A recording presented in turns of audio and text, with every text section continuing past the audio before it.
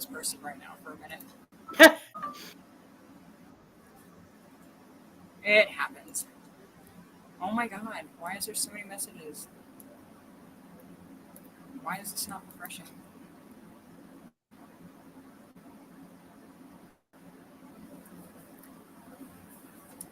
Is it up? Do we see our faces? Yes. Edit audience. Everyone is in. There we go. And we're here and we're live. If you need to share it with anyone before we do the little spiel, you can. That way, like, is that going to say that I'm live on Facebook too? I'm not sure, but I know there's people trickling in now. Can you see the comments, by the way, on your laptop? No. It should be off on one of your corners. I don't know if it's left or right. It should be off on one of your corners. I don't know if it's left or right. Oh, I can hear me. No, but I can see it on my phone. We're good. All right, let's get ready to rock this thing. It's shared out here, and here we go. Look, everyone's on so far. All right, hi guys. Hi, I'm just sending this to the people that can't see it right this second. We're doing a little bit of troubleshooting, so bear with us. But also, it's the horror table talk. I'm going to learn to talk today as well. We're going to be talking about Witchy and the Occult. We have our own list of our favorite top 10s. And as Nikki mentioned earlier, before we went live, there are going to be some honorable mentions. And then later, if you guys are game, you guys will have to let me know in the comments. But I also brought out my tarot cards where I'll pull one later after we're done, if you guys want. Give you guys a little one-card reading. But outside of that, hi, Krista. Hi, Lily. Hi, Mo. Hi. Guys. I'm going to let, and hi, Chris, I'm going to let my guest give a little introduction for herself. Oh, that's me. Hi. That's you, doll. I'm sorry, guys. I am a little under the weather. I know there's a bunch of people that said they were going to come say hi during this, and I know it's a little later on our side of the coast, so thank you guys. And Lace, thank you so much. Very excited to do this. Just bear with me with my voice. So Lace was very, very generous saying that I was a TikTok influencer. That made my head and heart very big. Just kind of starting out still. We're traveling the road to 5K. We're getting there. But yeah, I'm just a girl who likes horror movies, and yeah, that's really it. That's like the thing that I love more than anything is just spooky stuff, and movies, and those things have gone together since I was just a little guy. So finally finding a place where there's, you know, other people who are just as into it as I am has been really fucking cool, and I've been fortunate enough to meet some really fucking cool people with that. So just psyched to be here, man. I'm happy to have you here. I actually met you through TikTok, and so I'm glad to have met you. Hi, ladies. It's me, Lauren. Lauren's saying she loves you, and she was saying hello. Hi, Lauren. And Tori said hi as well, and I think you already mentioned Alicia. Yes. All right. So tonight we're doing 10 and 10. 10 for occult movies, 10 for witchy ladies. We're going to go one for one. So like I'll list one, she'll list one, or vice versa. That's how it goes. So we'll just dive right into it. So do you want to take the first one, or would you like me to? We're doing the witchy women first, right? Yes. Yeah, you go first. All right. From the movie The Witches, I'm going for the Grand High Witch, which is also known as Eva Inst or Lilith, which I don't know if you've seen it. They did the remake with Anne Hathaway. And yes. The original. I prefer the original, in my personal opinion, because I adore her. And I can't go wrong with it. I love the special effects. You guys, you know, Nikki, I'm a special effects gal. I love it. And when she starts pulling away her face, I mean, that did it for me. I loved it. That's my personal for number one. Okay, I did not. I'm gonna adjust as we go with the spooky, with the witchy women, because I actually didn't even put them in a specific order. The movies I absolutely did, and oddly enough, I do have witch. The original witch is on here, but the one that Angelica Houston played, is that the same Yes. one? Yep. Yes. Yep. Okay. Yeah, her. Same exact thing. That movie creeped me the fuck out when I was little. When they turned them into mice, that messed me up when I was a little It's guy. great. It was like your first hand look, I should say. I like how they got the idea for Stuart Little because they all had Yes. their voices when they were talking. When you think about Yeah. it, at least that's my opinion. No, for sure. In retrospect, that's absolutely. Yeah. So is that going to be yours, or are you going to go into another one? No, that's literally the one I was going to read. And I figured that we would have some that are dead on the same. And for everyone Absolutely. that's watching, we usually I try to keep it more uniformed, but tonight I wanted to change it up a little bit and make it a more lax, chill setting. So we'll throw in stuff here and there upon discussion. If you guys hear one that you like, put it in the comments. We'll discuss it too. Your game with that as well. Yeah, I keep getting scared because you can't vape You're on good. TikTok Live. No, you can vape. If a cuss word happens, that's fine. You're good to go. No But you worries. know, I'm like programmed. So I'm like, oh shit, I gotta hide my face. Yeah. Nope, you're good. All right, for number 2, I have the Wicked Witch of the West from The Wizard of Oz. She was one of the first villains that I watched growing up, and I don't know. I guess that was how I got my start. I loved it. I loved the makeup. I loved her cackle. Like I could just be coming home and I could know that was on by hearing her cackle. Oh yeah. It was the greatest. It's nostalgia for me. I remember watching it with my parents and having family nights, so it holds a little bit of special place in my heart. I love seeing people dress up as her. I think it's great. I know that they have Glinda the Good Witch, but Who wants all that nonsense? not my cup of tea, obviously. So like, I love the Wicked Witch. That's my number 2. All right, so this one's gonna seem a little weird. So like I didn't love the movie Hereditary. It like the first 2 acts were cool. The third act lost me. But like I almost want to say Toni Collette, but also her mom, because her mom kind of made all that shit happen. But Toni Collette needs to be named because she never won a fucking Oscar for that. So we're gonna put her and her mom on this list as tribute, as witchy women, because she was biologically witchy because of her dick bag of a mother in that movie. So I'm gonna go with both of them because the mom obviously isn't in it because she's dead from the beginning. But she set the whole thing in motion just by being, this little witchy devil worshiper or whoever they worship. I don't remember the name of which one they pick, but yeah, her and her daughter Toni Collette. That's a good one. I actually don't have that on my list. I have it on my movie list, which we'll get to, but I don't have it as the Witchy Woman. So Yeah. that's actually a good poll. Real quick, Jason and the Krugers, hello. And Monique commented that she knew there was something in common between me and the Wicked Witch of the West. Very well could be. All right, my number 3. This is a little different, but I picked Ursula from The Little Mermaid. I like it. I mean, that movie was one of my favorite cartoons growing Hell up. yeah. One of my favorite cartoon movies from Disney. But I could always relate to Ursula, and if I'm going to be fucking honest, I still can. I mean, if I want to do the Ursula shot, I can totally, nail it. So I love her. Like, I mean, and even the remake and that they did, or the live action, they did spot on for makeup. And Yeah, they did. I mean, I don't know. I'm speechless because I love it so much. I liked how she would sing "Poor Unfortunate Souls" and kind of go around with this swagger about it, like Hell yeah, she would have swagger, didn't she? you could do about it, and I like that attitude, and maybe I have some of that attitude resonating in me. That's why I like it so much. But I think Ursula is a witch in her own right, and I think she should get some credit for that. Hell yeah.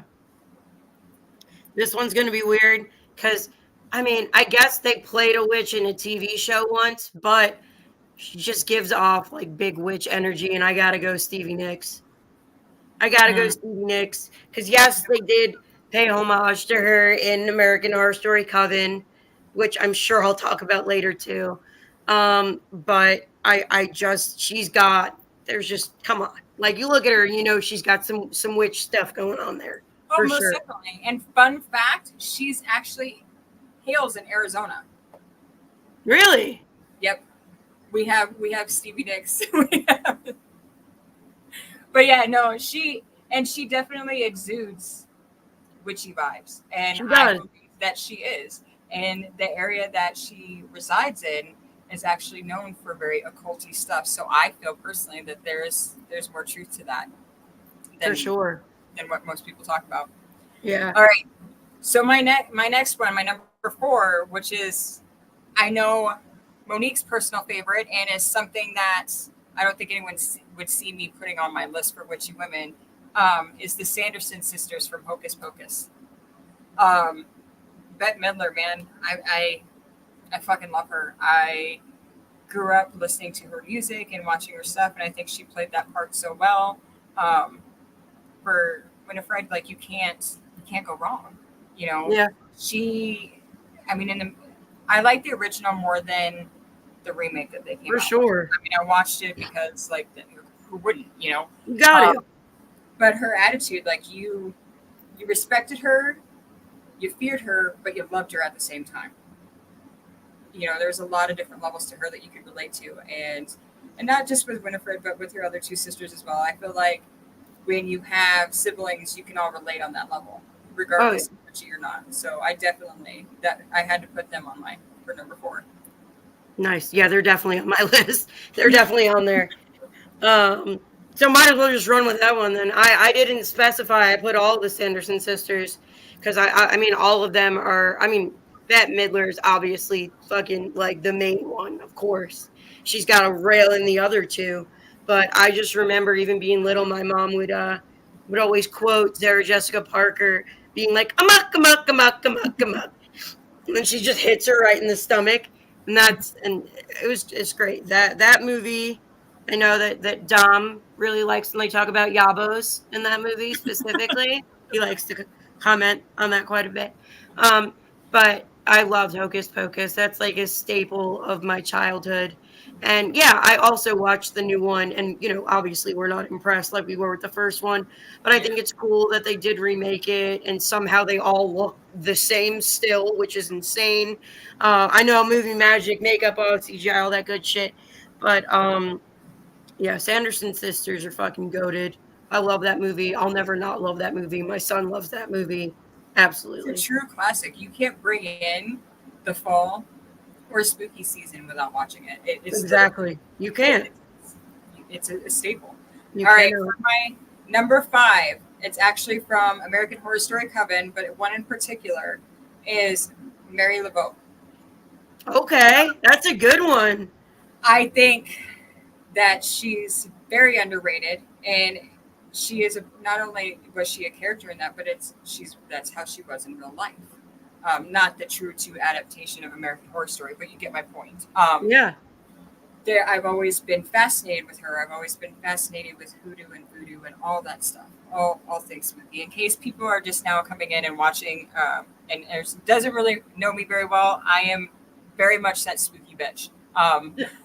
Like, so I've always been fascinated with her, and I want to do a quick shout out for my friend Jen. She actually moved not too far from where her mausoleum is, from Mary LeBeau, and she oh, got to go wow. by there and she took pictures for me, That's so the cool. different all the way around, and some of the stuff that she was told for like their what do you want to call it?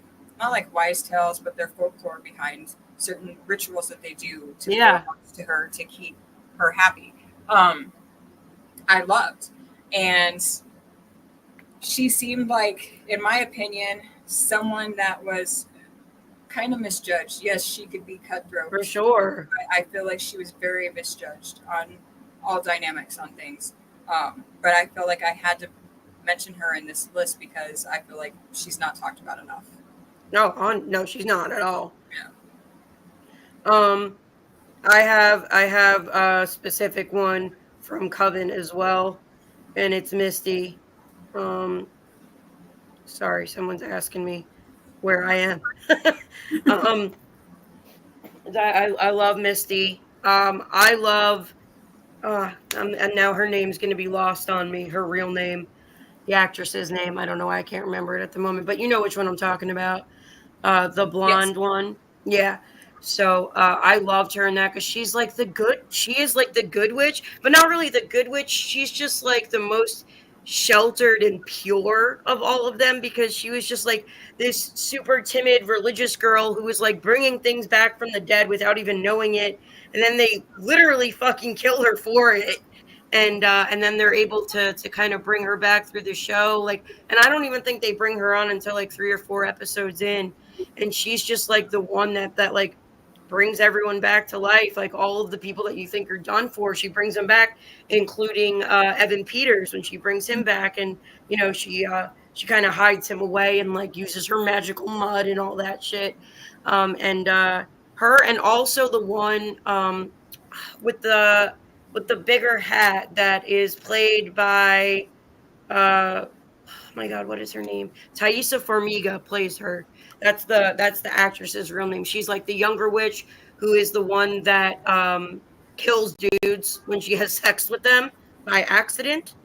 Um, those are my two favorite from Coven, but also always have to mention Miss Jessica Lange in there as well Oh, because I I mean, mean, is she a real live witch? Because that woman never ages. I'm just saying, right? like, I'm just Yeah, putting it out there. You know, yeah, I'm not saying it is. I'm not saying no. I'm just saying it looks a little sus. Like, yeah. It if you does. It are, does for awesome. If sure. you're not, that's awesome too. But I'm saying you haven't aged, and just At all. makes me wonder. Yeah.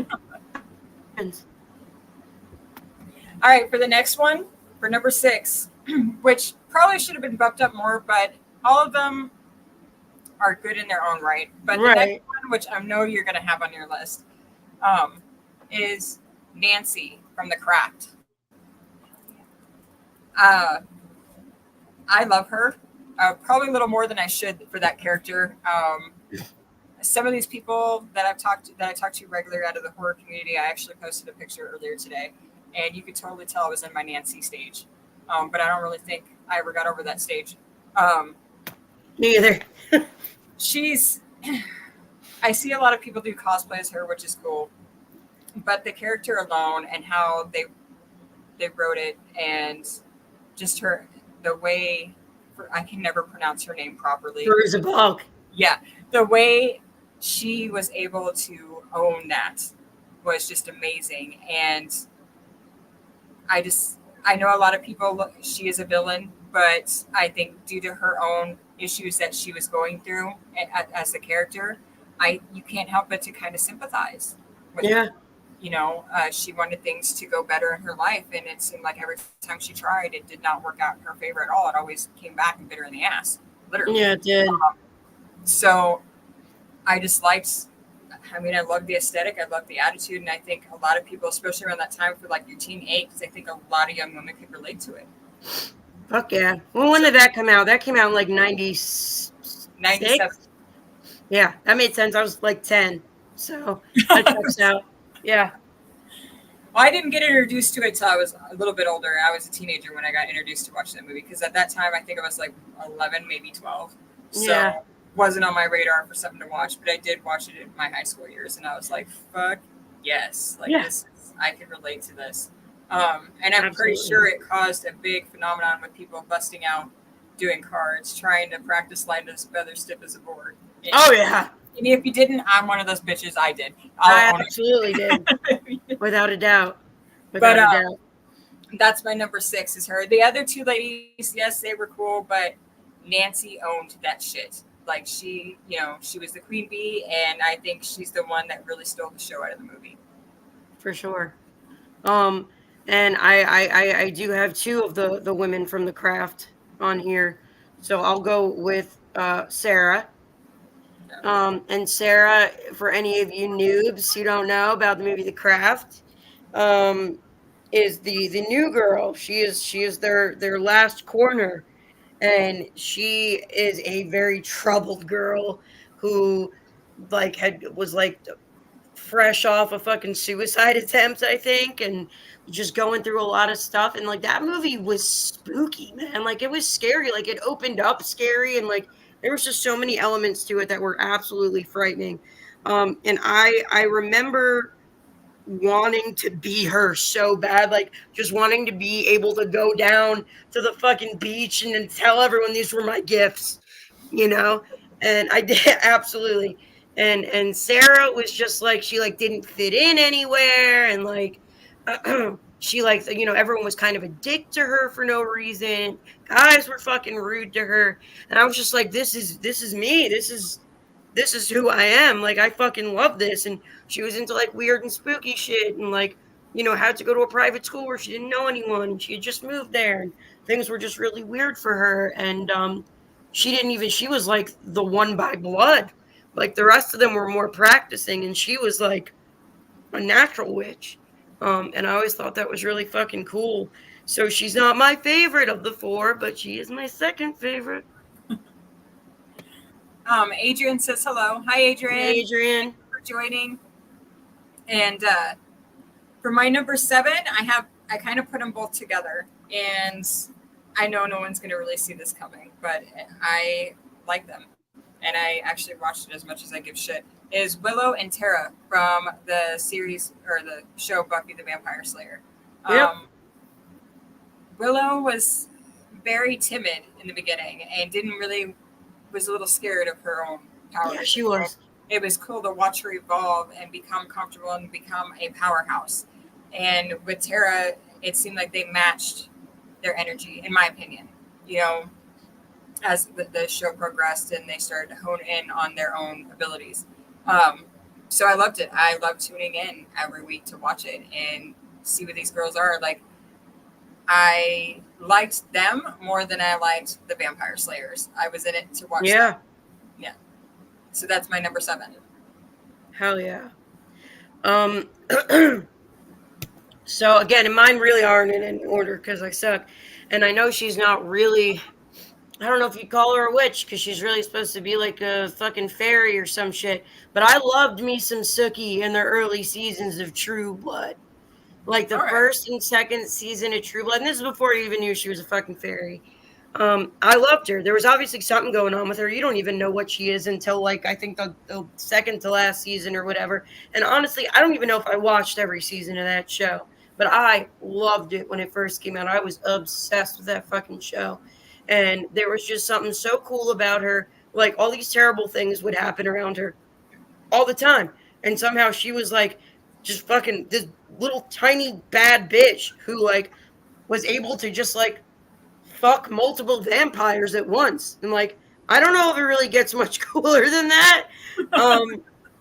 But yeah, I always thought Sookie was a little baddie, and the poor thing had to like she comes home and like her grandma's dead and then her brother's in jail and she's just got all this crazy shit going on, but somehow she's still like saving this small town of Louisiana from like impending doom every night while she's waitressing.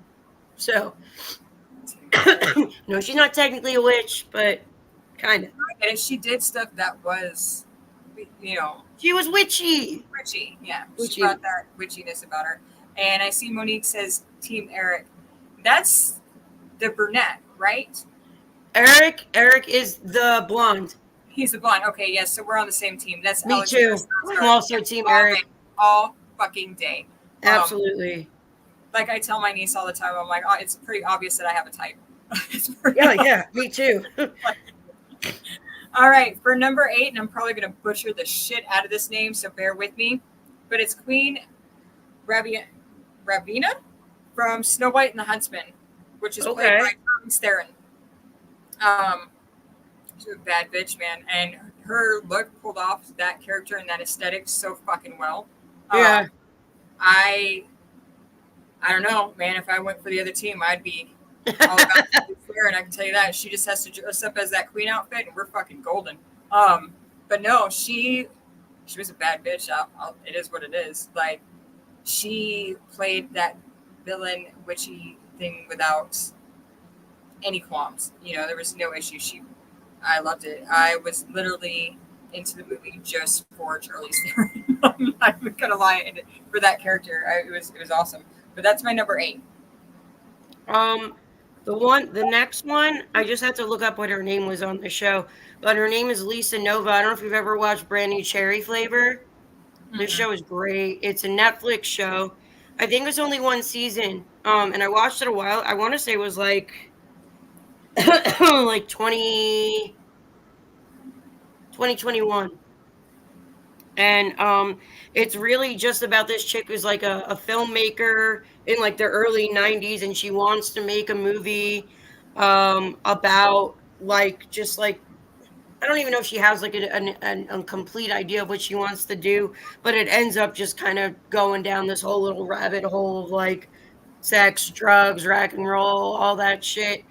And she ends up kind of being of like some sort of magic blood type deal. Now it was a while ago, so I don't really remember like how everything turned out. I just know that she's kind of like the main epicenter character in a way of like she's like very much an enigma. And she doesn't have powers that you can see like visibly, but like it's almost like she's the narrator, so you like kind of hear the way that she's interpreting other people. So it's a more subtle type of witchiness. But that if you haven't heard of that show, you're gonna fucking love it. You're gonna like it a lot. Brand New Cherry Flavor. I'll have to look into that Yeah, it's a because good I've one. never heard of it. For my number 8, or not my number 8, no, my number 9. I knew I was going to do that. I watched them a couple times, but I'm not a huge fan. But I liked this particular character, and I know everyone was upset upon her passing earlier this year. But I wanted to mention her because I loved her in the movies, and that was Professor Minerva.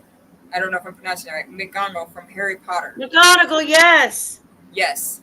I remember younger years when they first came out, and you could like watch them, you know, on DVD or whatever.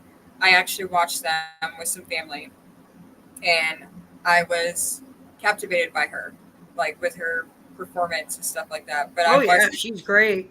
by no means am I claiming that I'm a hardcore Harry Potter fan, but I have watched it probably twice, Yeah. and I do adore her. I've seen her in other movies, which I love, that aren't Harry Potter, but I do wanted to have her on my list because I remember watching it and she kept my attention throughout it, if that makes sense. No, She'd she's be worth great. seeing through. Yeah. She's great. She's so good in so many things. But yeah, no, I'm glad you paid tribute to her. Am I at 9 or what am I at? Am I also did I already Yep. do my 9 or am I at 9 now? Now you're going on 9. Okay. So my 9 is going to be Nancy. Even though it's not at 9, she's falling at 9. And I love her to death. I was obsessed with Fruza Balk in general around that time period. Like she wasn't in a ton of stuff, but she was in that. She was in The Waterboy. She was in American History X.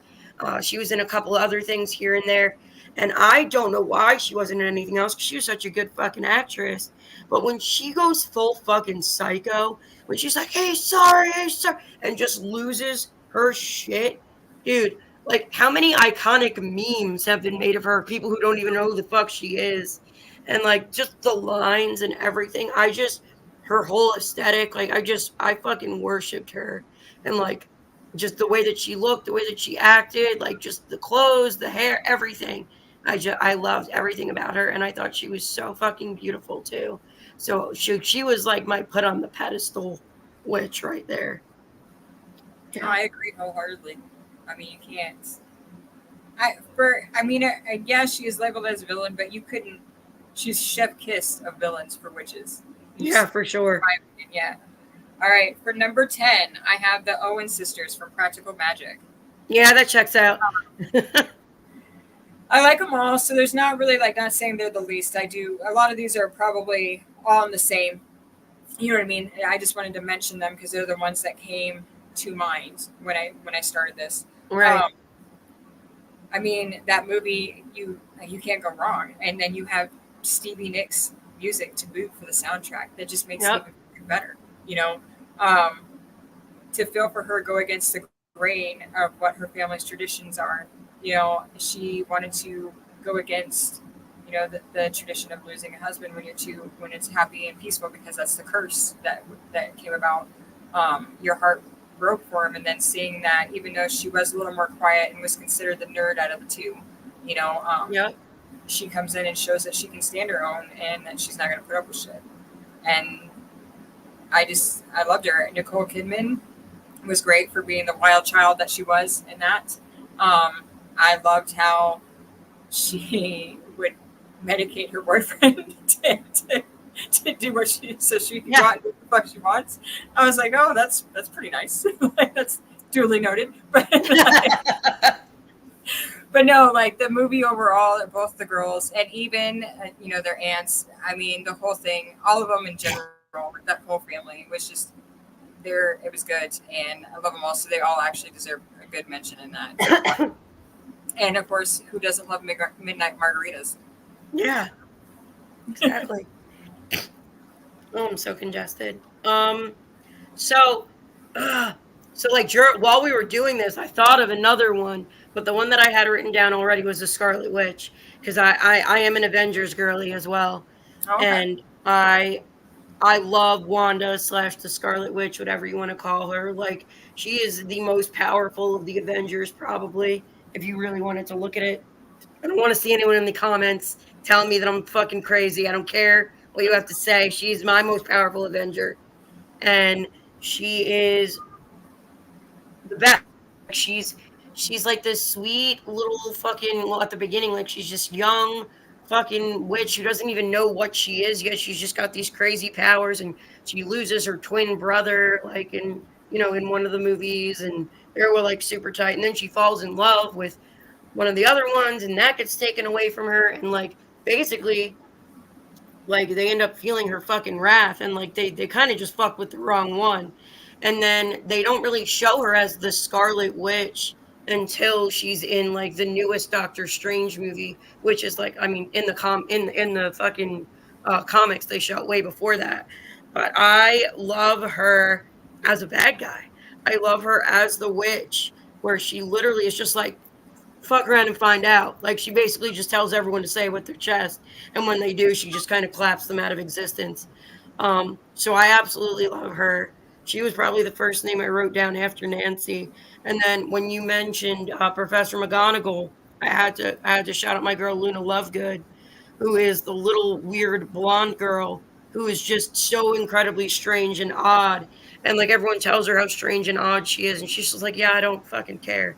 And I love that about her. So I had to throw her out there too. That's good. All right, we're gonna go through these comments real quick. Lily, I see that you're in here. Hello. Jason the Cougars also agreed, said Eric all the way. He didn't know that for Miss Bullock was in the Waterboy. So he learned something new. Adrian said her favorite witch is the Grand Witch and the Witches, which we talked about earlier. Um, Jason agrees that he loves the witches. Delphina, thank you for joining, and yes, you made Yay. it. Monique said she's literally in love with Harry, lol. So that must be reference to you? Oh, Luna. Yeah. Luna. I was like, me? I don't know Harry. No. Luna is for sure. Absolutely. Hell yeah. All right. We knocked out, I believe. I know I did my 10. Did you do your 10? Yeah. That was your 10th? Okay. I actually did 11. That works. Now we can switch over to the occult movies. Sweet. And dive into that. Do you want to take the first one? Yeah, I also did want to give like a little, because none of my 10 like occult, witch, whatever the fuck you want to call it, movies, there's no TV shows on there. So I did want to mention, obviously we talked about Coven, and I know I mentioned Brand New Cherry Flavor. Another really good one that I liked a lot, I don't know if you've seen The Magicians, but The Magicians is a good little show too.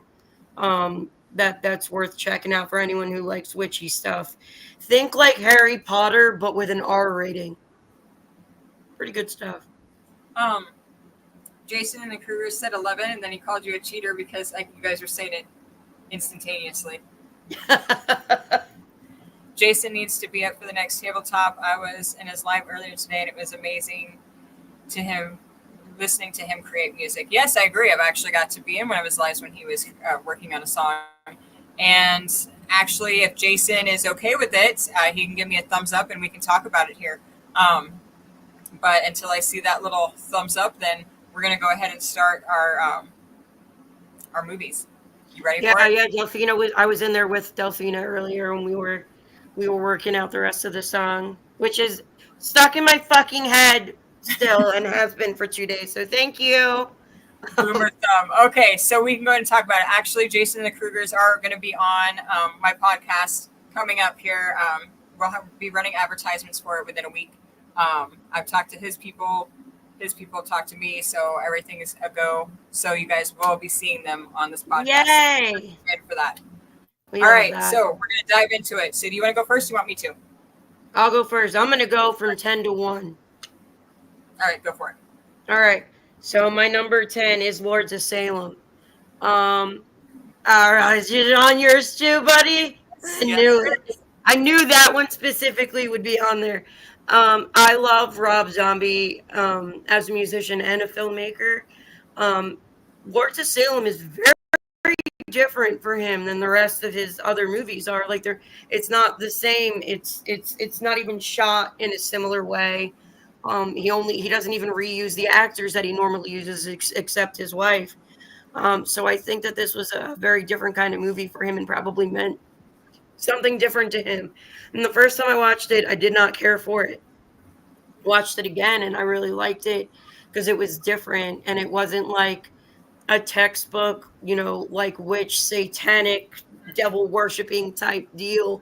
It was very much like this nuanced, almost like seduction of this girl who was like pretty innocent. And, like they kept kind of like toying with her a little bit to see if she would kind of like play ball with them or not. I don't want to give too much of it away. But it is definitely my favorite role that Sherry Moon Zombie's ever played. And I love it. I think it's great. I think it's a nice change from the rest of the films that he's made and how he films those. And when you look at them side by side, and the other movies are more like dirty and gritty, and this one's like a real like film, a little more artsy, I think too. But yeah, that's my number 10 is Lords of Salem. My list doesn't have an actual order because I love them all. But yeah, I'm going to piggyback off what you said because I do have Lords of Salem on mine. Pretty much everything you said plus a little bit more. He shot it in the place of all places to shoot. Yeah. Which is in Salem. And kind of pulled a little bit of truth to and then mixed it with absurdity. And it worked beautifully. The cinematography that was done in that, the special effects that was done in that. Sherry Moon Zombie, I adore her. She is how you see her in the bubbly and very genuine, good-hearted persona you see on TV, like when she does that little laugh and giggle and stuff like that. Yep. That's her in real life. She is a genuine soul-to-the-earth person. And I adore her. A lot of people I know catch shit. I've seen it on social medias where they say like they've had too much of her and they shouldn't be. And I think she's great.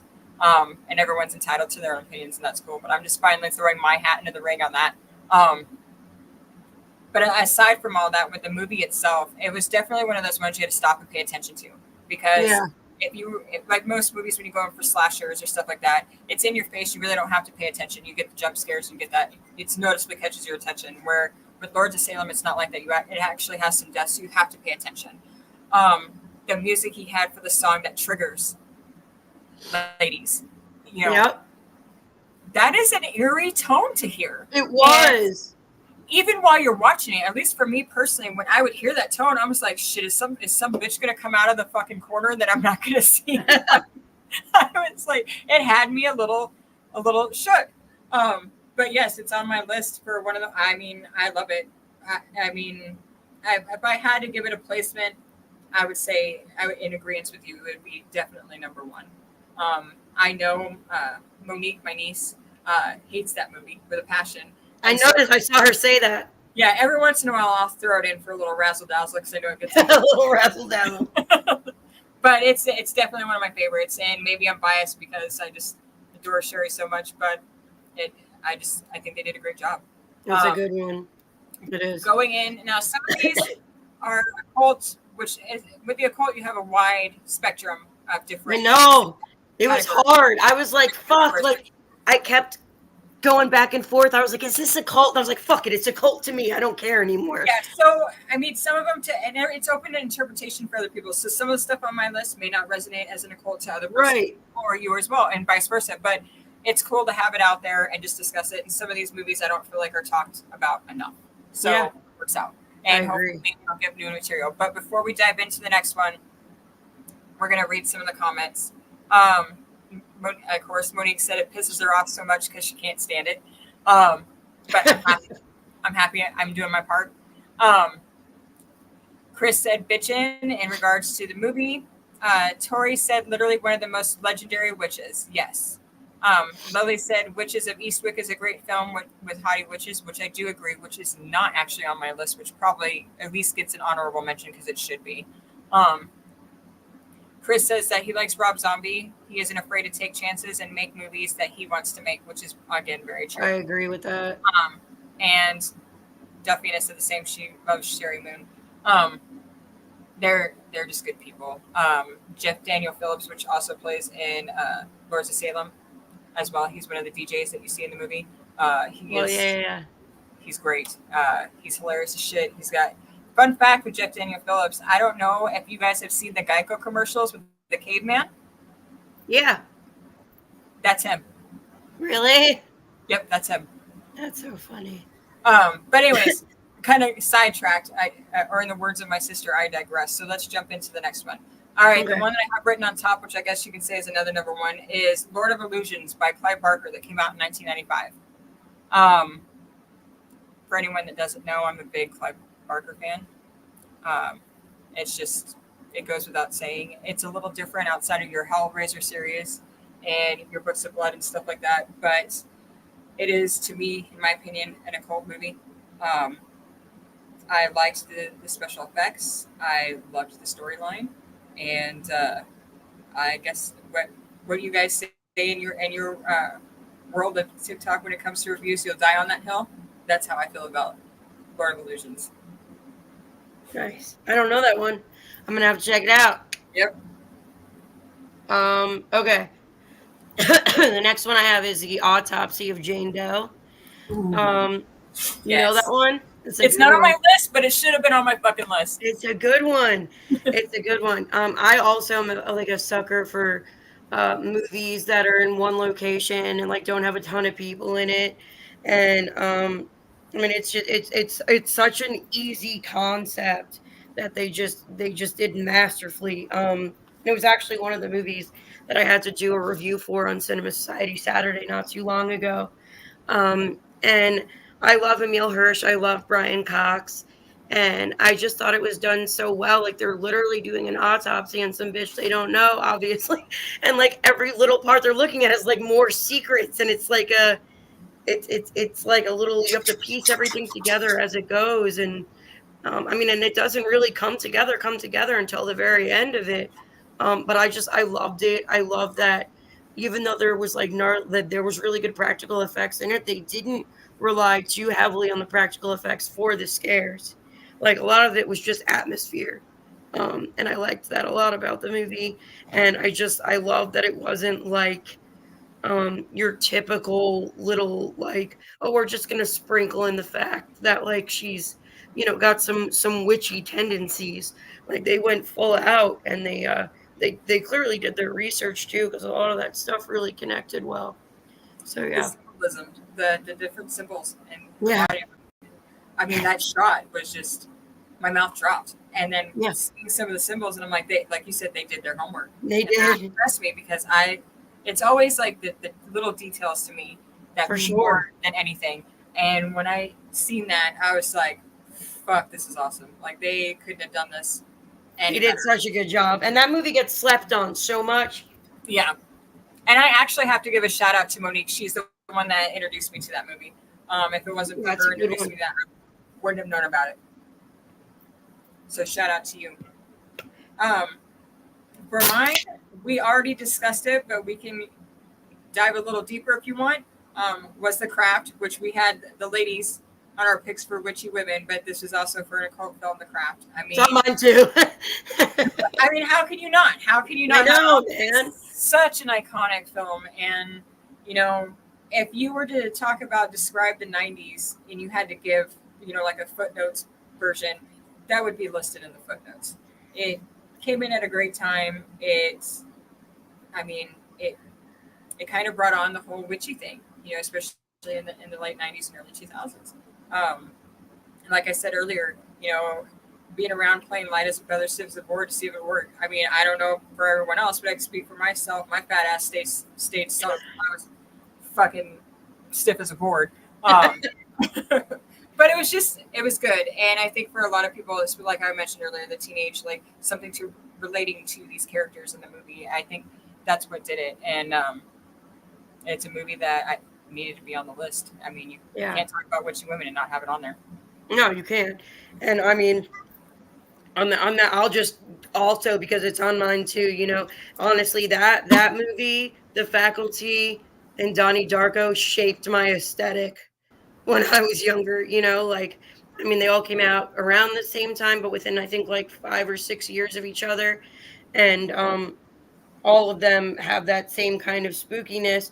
But there's something about The Craft that I don't know, man. Like I feel like it did the same thing for a lot of girls who felt like outsiders and felt like the weird girl at school or whatever, and almost kind of gave that whole generation kind of like a voice. And I mean, you're in the same almost I think almost the same exact year as me, so you get it. Yep. So I can Yep. kind of speak for both of us at least, and I know it's on other girls too. So yeah, yeah. I knew we'd both have that one too. I'm going to take a brief moment outside of our talk to mention something. I see, Eric, that you popped in here. I hope you're still in here. Love you all, and I'm glad, love you as well, and I'm glad that you got to take a chance to stop in and say hi. Eric usually joins in on the lives, whether it's on TikTok or over here, and he's one of the Horror Talk families. He's known as Ginger Deadman. For those of you that don't follow, you should. But he's actually working at a horror convention this weekend, so he couldn't make it. So I told him that we would make sure that he would make it. And Eric, here you are. I don't know if we're all saying hi to you. And I hope you have a great weekend. I can't wait to hear about your stories when you come back. Love you, bud. All right. Love you, Eric. I wanted to make sure I told him I was going to mention him, so I just wanted to make sure I did that before we missed him. All right, so we got The Craft. The next one, which I know is on it's got to be on your list because I'm pretty sure you've even mentioned it before. But Suspiria, the 1977, and I also have not been able to see the 2018, but I want to. This is gonna work because you got the old one, I got the new one.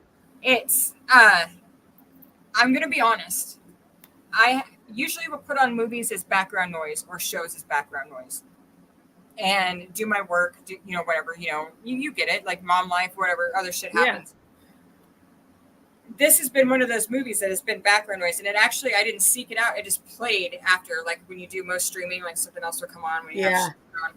So there was a few bits that caught my attention, which, like most things day and age, a lot of things don't really catch my attention anymore. Like it's just whatever, it's the same regurgitated shit. So I just don't, whatever, it's background noise to me. This did. And then I found out that they actually did a remake, and I was like, well, shit, I got to watch that. I've seen clips of the remake. It looks pretty good with the original.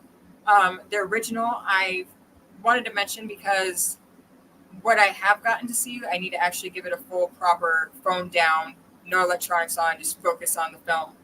But what I have gotten to see, I loved, and it captivated my attention in those periods.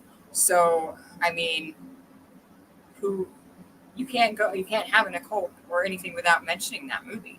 You know, the way they did the colors, and it was very, I mean, it was psychedelic, but well, it was done. Yeah. Well. Yeah. And you mentioned the new one because that was on your list, so we'll go ahead and segue into that one. Yeah. Because like, listen, Dario Argento is amazing, and you know, there's a special place in my heart for horror from the 70s and the 80s.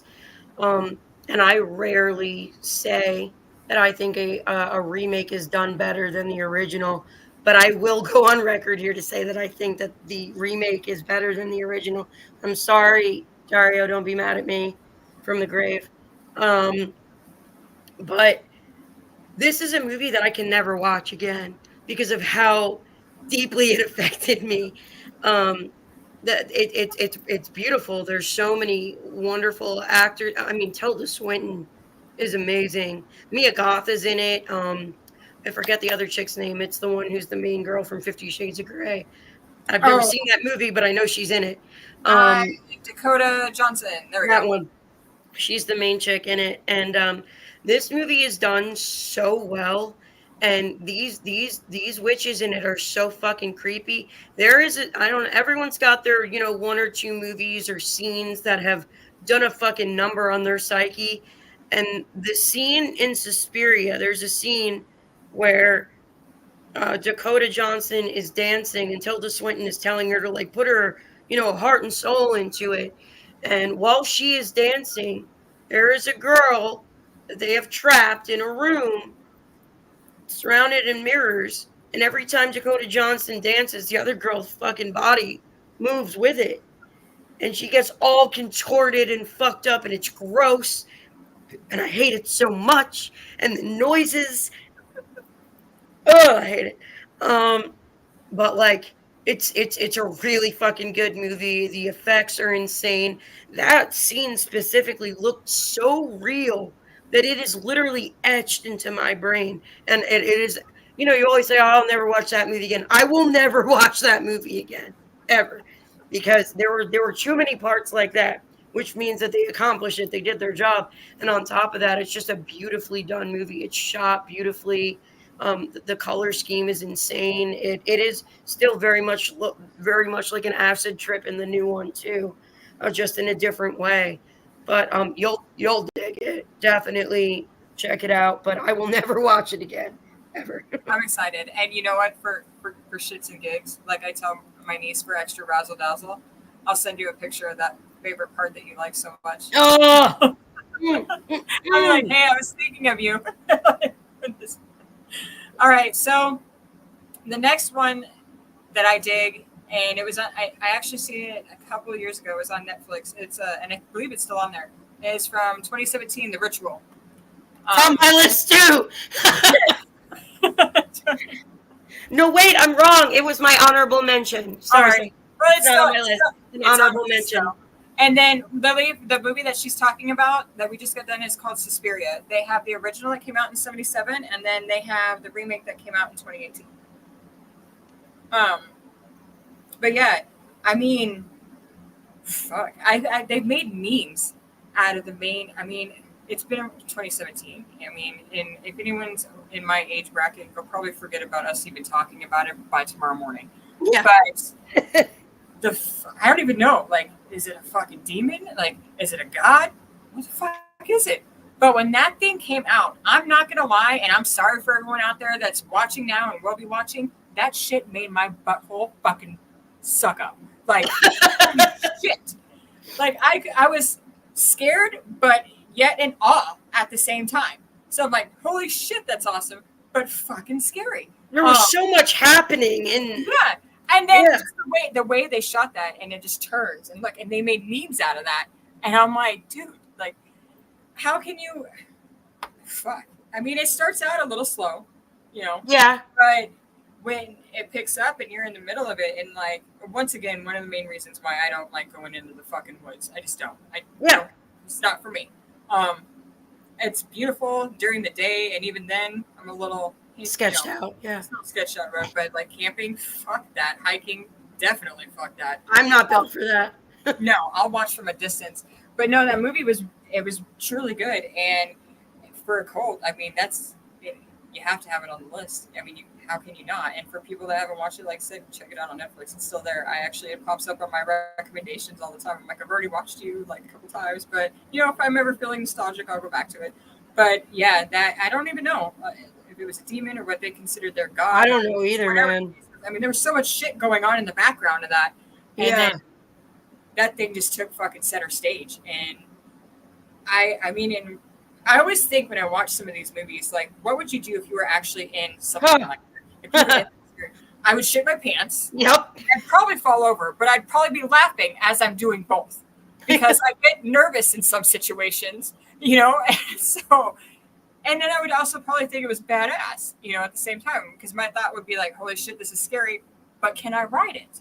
Right. Like, hey, I noticed over here in the cabin, there's a saddle. So, what's that all about? Yeah. But overall, I mean, when it picks up, it really does. It does scare you. It's one of those movies for sure. I highly recommend watching with the lights off and the dark. Get the full effect. Immerse yourself. And Lily, I'm sure she's still down there wherever. Hi, Lily. She was my partner this past week for the film we have to review and post tomorrow, and I gave her The Ritual, so I hope she fucking dug it too. I think she won't. Yeah. All right, so let's see. You gotta watch Covenant. Is that the one with the guys, or is that The Covenant? The Covenant is with the guys. Yeah. The guys. All right. So I'm gonna. Oh, and Delphina says she's gonna put it on right now. Covenant is amazing. It has Colts and Coolio.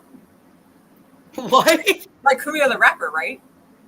Wait, what are we talking about right now? I think he's talking about Covenant is amazing. It has Colts and Coolio. So I don't know if it's the same one we're thinking. Maybe that's then I don't know. No, you know what? I'm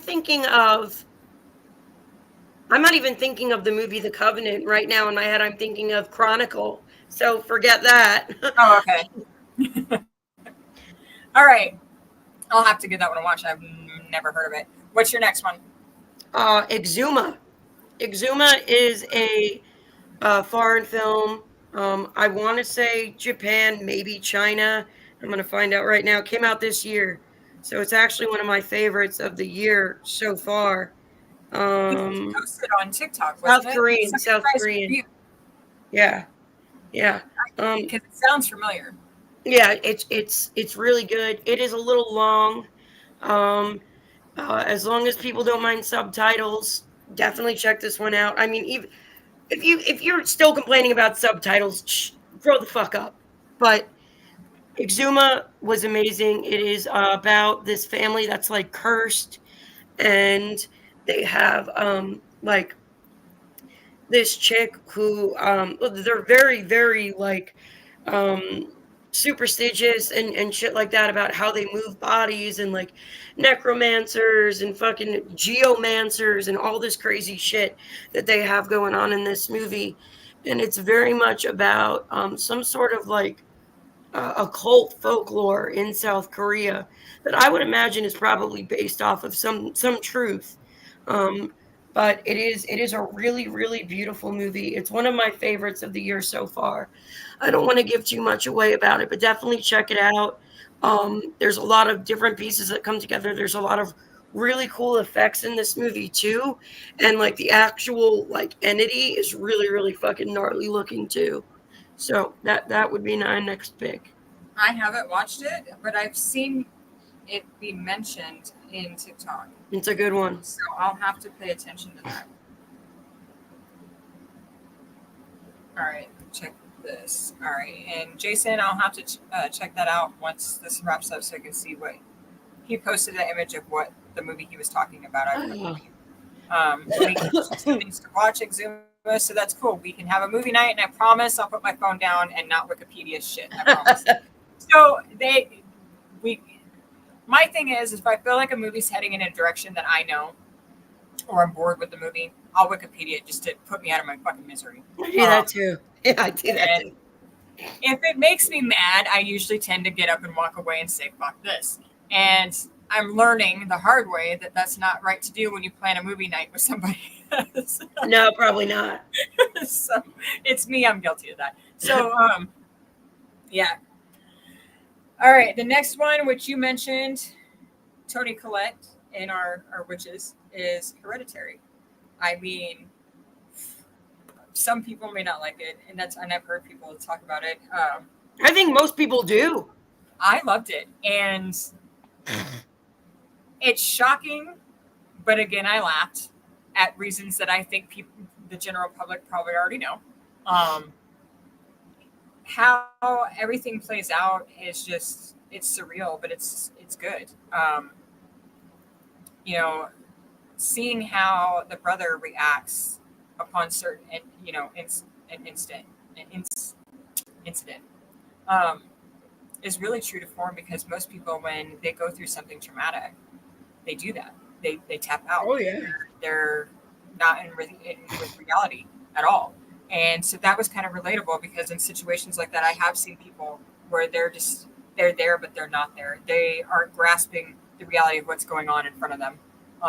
So they just play it out. It's like a coping mechanism. They just play it out like everything's fine. It's just another day. Right. So that part got to me because that's what's scary because it's relatable in real life. Now leading up to the events as it continues, I thought it was badass. I mean, I didn't expect it to end the way that it did, and for me, that made the whole fucking movie. You know, yes, that one incident is hilarious. I'm trying not to give too much away because it's new-ish. You know, and some people may have watched it, so I don't want to like full on fuck up the movie if someone wants to watch it. But I would say I highly recommend it. I mean, and to segue into that, that I need to do an honorable mention for myself is Midsummer. It's my next one, so we're good. Yeah, I'm the way they portray these characters, like you feel bad, but at the same time you feel like you're right where you need to be. You know, Midsummer, I went into it a little optimistic. I wasn't sure if I was going to full on like it, and I ended up fucking loving it. And I will give away this one part where they do the human bear barbecue. That was fucking great. I laughed the whole fucking time. Maybe there's something wrong with me, but that's okay. But it was so different. And I was like, hell yeah, bring something to the table that we don't see regularly, you know? But they did do moments where it dragged on, but they did have shock value. For sure. So I had to mention that one as well. Yeah, Midsummer's is probably my favorite Ari Aster video. And Midsommar is one of the reasons why I usually give movies. I'll watch a movie at least twice before I make, like, if I'm not sure the first time, I gotta watch it a second time. Because I watched Midsommar the first time I watched that movie, I fucking hated it. I was like, this fucking dog, what is this dog shit? Like, this is terrible. And I watched it again, and I don't know if I was like fucking, I don't know what was wrong with me the first time, but I watched it again and every time since, and I love that movie. It is amazing. Florence Pugh gives such a performance in that movie. And, like, it's not like scene after scene punching you in the gut. Like, there are parts, like you said, that do drag and are a little slower, and I think it works well because the scenes that are like about to hit you, like, they need buffering between those scenes. Yes, absolutely. And like a lot of people thought it was ridiculous, and I was like, I don't know, man. I feel like I love that they're doing this whole interpretive dance with her, basically, while she's, feeling all these thoughts about, like, the grief and then the boyfriend and then this and that. And then, like, just her with that fucking grin at the end of the movie, dude. Like, that was just gold. So and also just, like, where I don't know which countries it was shot in for sure. I don't know if it really was in fucking Sweden or not. But it beautiful, so beautiful. Everything about that movie was absolutely gorgeous, like, visually. And I thought it was really well written, and I like that movie a lot. So yeah, I'm glad you mentioned it. I had a feeling you might. All right. If you don't mind, I'm gonna have some of the people in the comments or whoever would like post a couple of what they think are good for cult movies. So I'm gonna take a brief break because I have to go to the bathroom. Yeah, I I have can a lot see of him. water and I need to take a second to go to the bathroom. So I will be right back, guys. Oh, no, you're good.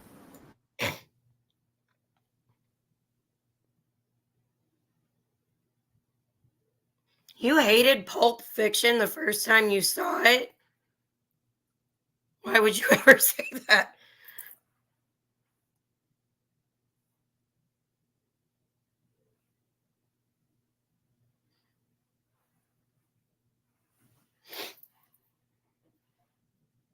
Why did you hate it? It's such a good movie.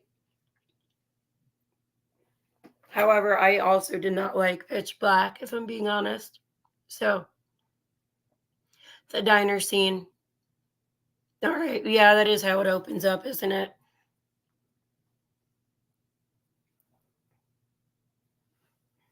You can hang, Delphina. Don't you say long legs to me, Monique. Don't you say long legs to me. I mean, I guess Pulp Fiction was, I don't know if I think it's pretentious. I think that some of the characters in it are pretentious. Sinister's a good one. I don't love Sinister the same way that a lot of people do, but I think it was a decent movie.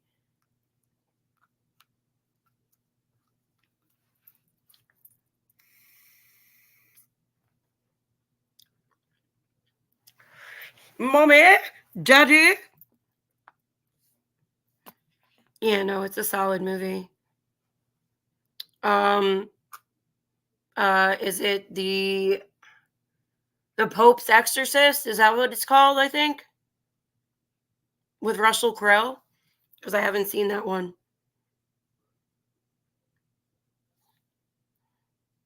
Yeah, of course there's good witchy A24 movies. I'm going to talk about one. Well, we already talked about a couple witchy. Someone asked if there was any good witchy A24 movies. I was like, yo, we just mentioned like 3 of them. Yeah. Hereditary, Midsommar. Did we mention any others that are A24 yet? I don't think so. But I've got another one that is A24. Let's see. Doctor Sleep is great. The chick from Doctor Sleep, the one with the hat, don't remember her name, but she was going to be an honorary mention for one of my witchy picks. I'm reading some of the comments. I was not a Long Legs fan. I never will be. I liked it. I know a lot of people were. Oh, it was a very divisive movie, and that was another one. I literally saw it twice in theaters just to make sure I wasn't tripping. So I do Yeah, try to make educated, like I do try to really think um about how I actually feel about a movie before saying if I liked it or not. Yeah, she saw Saint Maud. Saint Maud is also A24, and that's another good witchy type occult movie. I see Chris mention Doctor Sleep. It's a good one. Yeah. I like that. Um, let's see.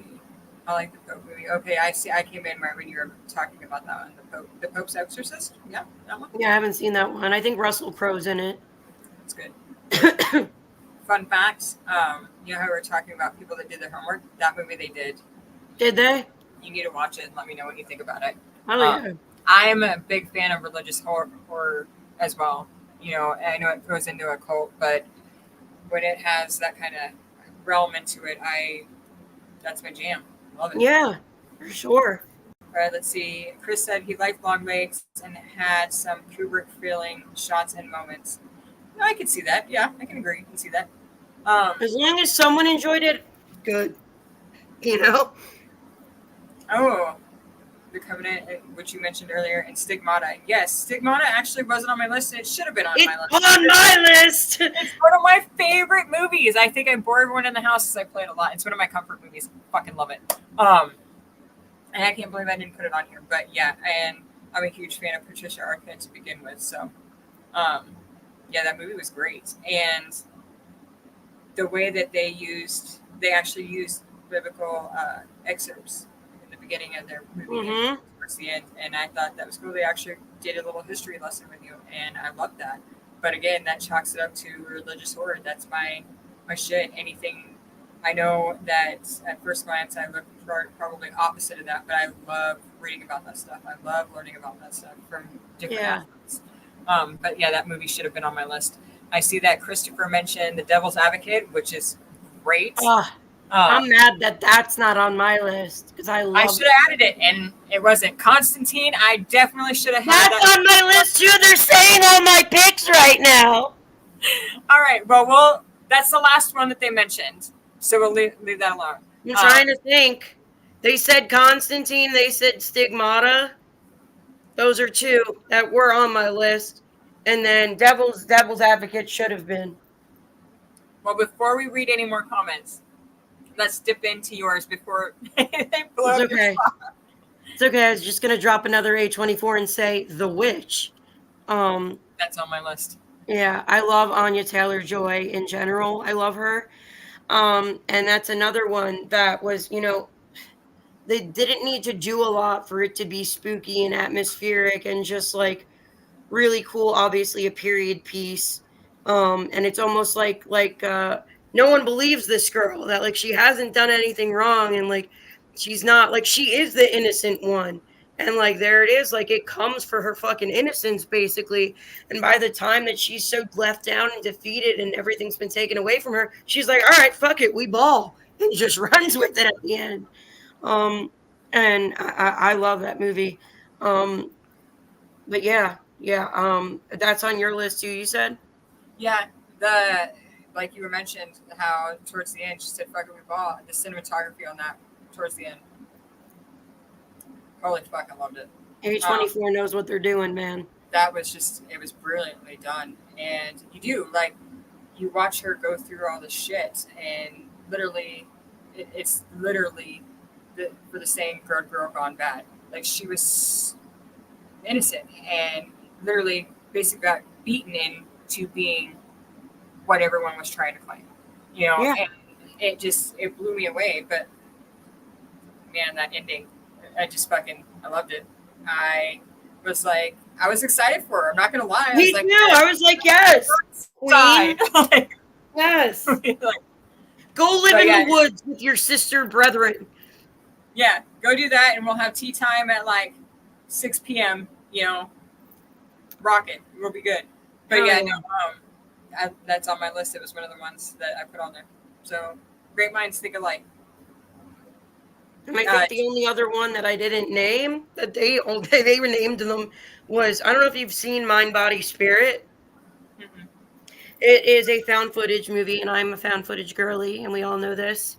And it's from this year, and it's about this chick. She's actually like a yoga teacher or a yoga instructor. I don't remember exactly where that like an aspiring one, but she's trying to do it like in an influencer type way. So like she's trying to like film it from her house and like do all these like cool, very like upbeat videos, but like there's a bunch of shit going on in her life and I think it's like her grandma had passed away and like left her like the house or something. I think. I don't remember. I've only seen it once. It was like an hour and a half long. And she ends up finding like this book and it's obviously fucking like haunted as shit. Like there's obviously something not right with this. But she's like, oh, I'm just gonna fuck around and find out anyway. And just very like dumb about it though. And she ends up like basically speaking some powerful shit into existence again.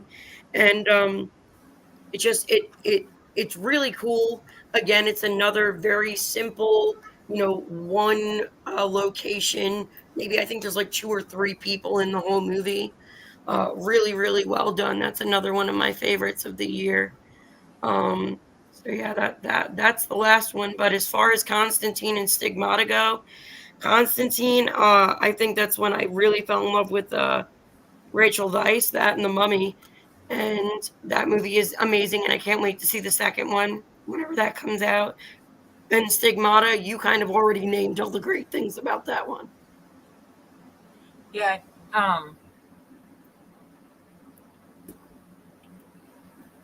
My list is failing me. All right. Let's go. We went through that one. Went through that one. That one. All right. A culty for people that I find for myself is Rosemary's Baby. Yeah, No, that's absolutely an occult movie. It is. I mean, I actually rewatched it recently because it's one of my favorites. I haven't watched, what is it, like the prequel that they had come out on Prime? Apartments. I was just I gonna haven't ask you if watched you that yet, watched it yet. but I did like watch Rosemary's Baby. It's one of my go to movies. Um, I mean, what is it? Sharon Tate, that's her name. She did amazing. Yeah. Uh, Roman Polanski, like I don't like the guy, but I do like his vision in that movie. Of course. In the story. Um, the part that makes me cringe every time is where she thinks she's dreaming. And this movie's been out. It's been out since 1968. That's when it was made and came out. So if you haven't watched it, you're probably going to hear some spoilers, but you'll just have to get the fuck over it. When she's in that, what she thought was a lucid dream, and all of a sudden you hear her say, "This is really happening," you know, when it's the beast, doing his deed or whatever. And Yeah.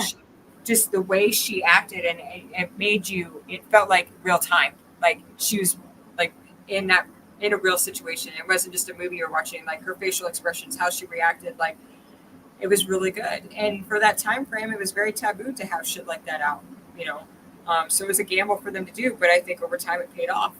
But yeah, it's. I know to people it may sound weird, but it's a comfort movie to me. I enjoy watching it. I don't think it sounds too weird, but I mean, I'm not probably the right person to ask that question to. But no, I had to put it on my list because you couldn't have a Nicole without that. I mean, No, definitely not. I felt bad for her. Every she went to try to get her voice to be heard, it just was not.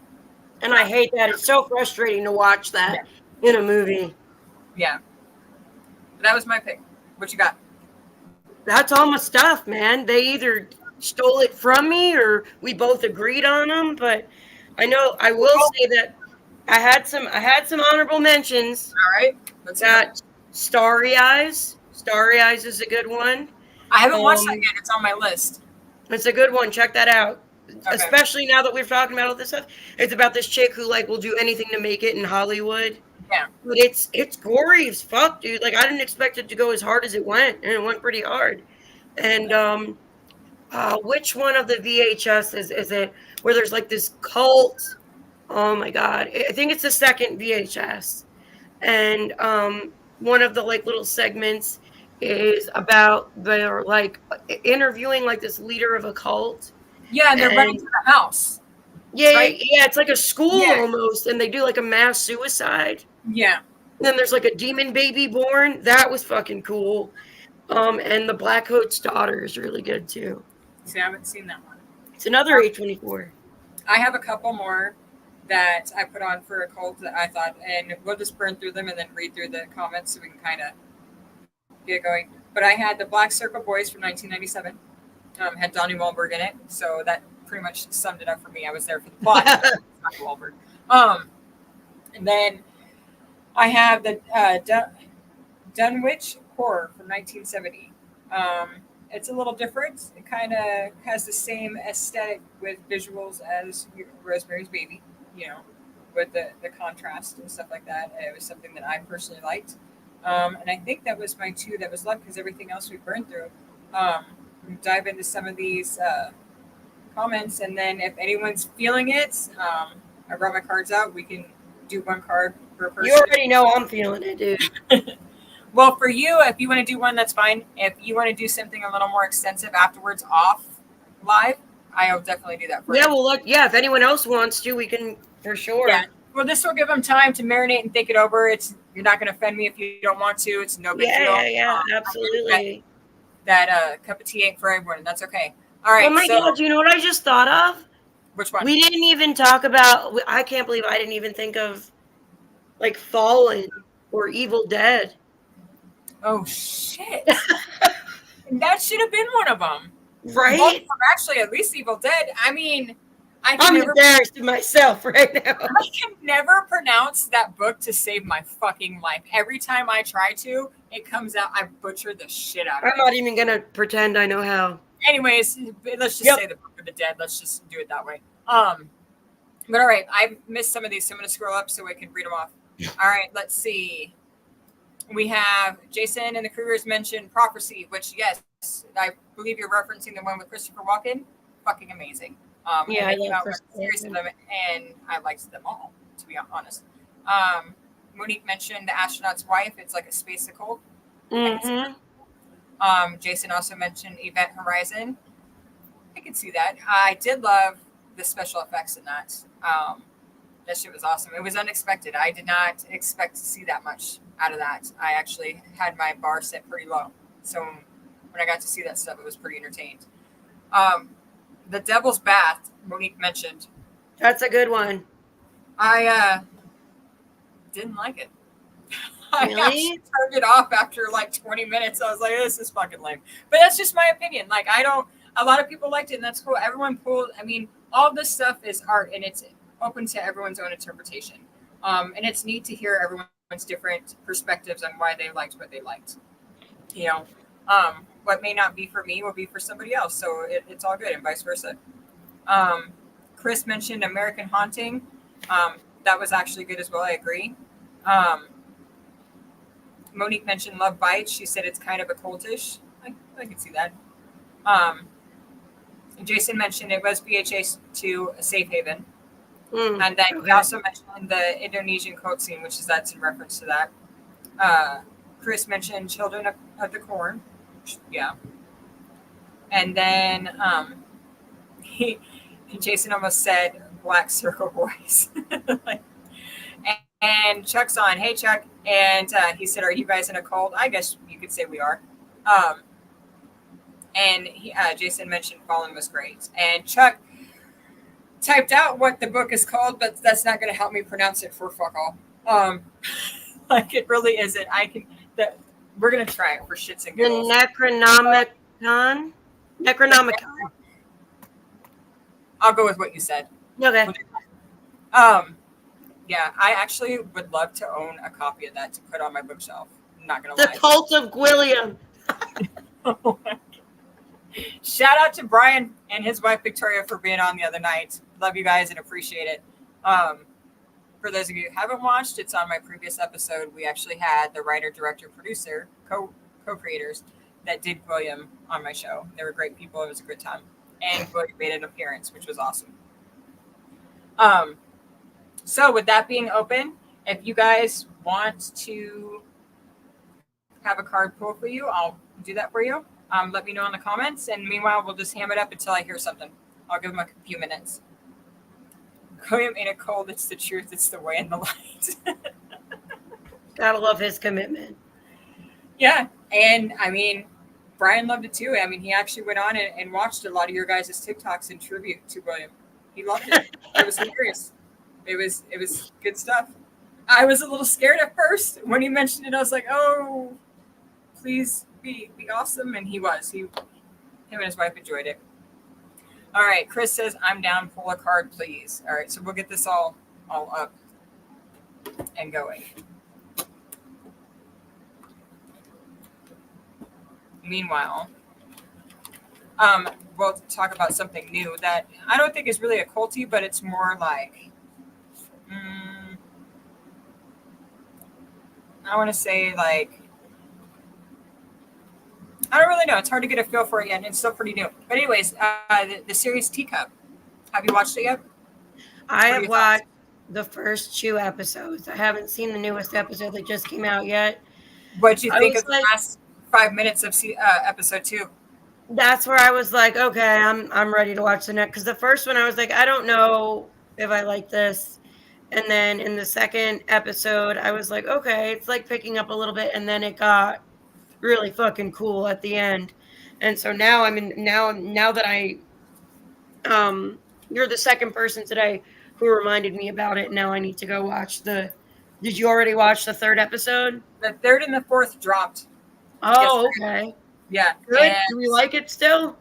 Fuck yes. Yeah. Okay, cool. Yeah. I mean, I was much like you in the beginning. That first episode, I was like, really? And then I was like, well, we'll go into the second and see how we feel about it, you know? And I was still feeling a little, and then that last 5 minutes, man, that made it all worth it. I was like, all right, I'm committed. Okay, bet. Now I got something to watch later. All right, for off subject, Chris, for you, for pulling a card, I want you to focus on one particular question while I'm shuffling, and then I'll pay attention to see if just give a thumbs up or a happy face, middle finger, whatever works to let me know that you're ready. But yeah, no, I liked it. And the special effects on that, like, Yeah, that was so weird. good. And like, I got up and walked to my TV, and I was like, Yeah, no, I had to pause it. I was like, you what's did that? what's happening? Yeah, I thought it was, and the thing that got it is you can't see what's causing it. You can't see it. Yeah. And that added more to it. But yeah, definitely watch 3 and 4. They're doing good. They did good. But I don't know. It's still too early to tell like what realm it is. Obviously it's supernatural, but what category in supernatural it is. Right. It has I have theories, but I feel like it's still so new that like I'll discuss it like when you watch it. We can have a little like side session, but I'm not going to give it away for people out here. Let's see. Delphina mentioned the grotesquerie. I was a little disappointed at first, but I don't know if anyone's watched it. It's on Hulu. It's by the same people that did American Horror Story, and a lot of it. Like, after this last episode, yes, leading up to, I was getting bored with it, but I liked the fucking the murder scenes in it and the special effects behind that. Love that. I haven't watched it yet, so the story actually made sense and has substance on this last episode, and I was like, all right, cool, I'm in. Because I know they just came out with the new season of American Horror Stories. I watched them. I played through them. Were they good? No, not really. I don't have much faith in them anymore. The first season, it's just my opinion, the first season was the best. After that, it kind of just fell flat. Yeah. They were reaching. After a certain point, they start reaching. Well, I like things that a lot of things are kind of like the same shit, just regurgitated, spun a little differently. Right. I didn't care for that, but the one that stood out the most is I can't remember what episode it was, but it was on the first season, and it's basically cracking open a cold one, where they're in the morgue, and I believe it's the lady that's I don't know if it's like a dream sequence or if it's in real time, but she's shithouse. She's working in the morgue after hours, and she literally, there's this handsome dead guy that comes in and cracks cold. Yeah. All right. But it was different, and that's what got me, is something that's outside. It's not a story you see regularly, or hear about or whatever. It's something outside the norm, and that's what kept me interested, is the fact that Jason and the Krugers likes that one too, if it's talking about blinking a dead guy. I mean, I was laughing throughout it, but that probably must have been like a little bit of whatchamacallit, awkwardness. You know what I mean? When you're watching, you're like, oh, it's probably one of those. All right, I don't know if Chris is still in here because I haven't heard anything, but I hope you're ready. They call us stiff for a reason. Yeah, someone came in and made a comment, but I already booted them.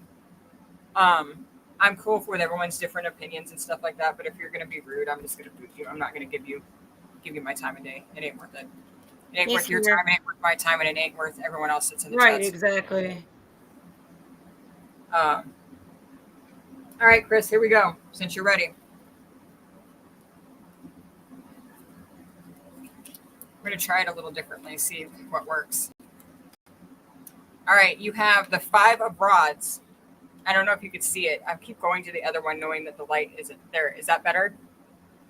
All right. We're going to do, I feel like Miss Cleo. Call me now for your free reading. I just thought it would be fun to do, to add to. I mean, we're talking about... It is. Not, All right, 5 of rods. Here we go. I got to bring out the little book here because I don't remember anything to save my life. So just bear with me for a minute, and we'll get there. All right, 5 of rods. This is saying, are these youths playing or fighting? Leadership is absent from this competition.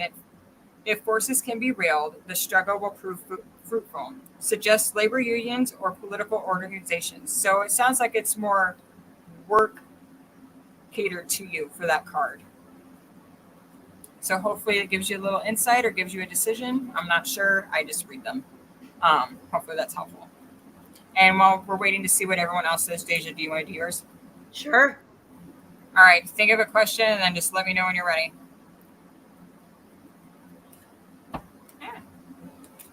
Okay, I'm ready. I didn't even shuffle yet. I almost dropped it. Okay. No, I didn't say 5 broads. I said the 5 broads. I heard 5 broads too at first. It very well could be. Hey, you know what? I have my dentures in after having them out all day, so sometimes I say things that don't sound correctly. But we'll go with 5 with broads too, whatever works. All right, and you're ready? Let's do yours. All right, you got the Page of Pentacles. This is what it looks like, by the way. Ooh. There you go. Very pentacly. All right, let me go through. It would be cool if I could actually retain this whole book so I could do like what most legit people do when they're like, know, they right? know. Cool. But my memory isn't the best. All right, let's see. That's the Page of Rods and King of Rods. We need Pentacles. There's the Ace. We'll be there eventually. All right. The page is lost in thought, focused on the coin before him. This is the card of the scholar. The page has a thirst for knowledge and pursues it diligently. That's yours. Okay. A little different. A little different.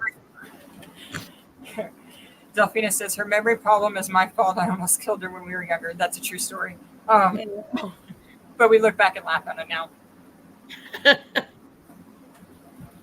No, I thought I was cool and could do herd surfing at like an excessive speed. And she went to tap the brake to kind of let me know that ride was over, and I didn't hold on. And I went flying off the roof of the car and had road rash and all kinds of fun stuff. Oh my goodness.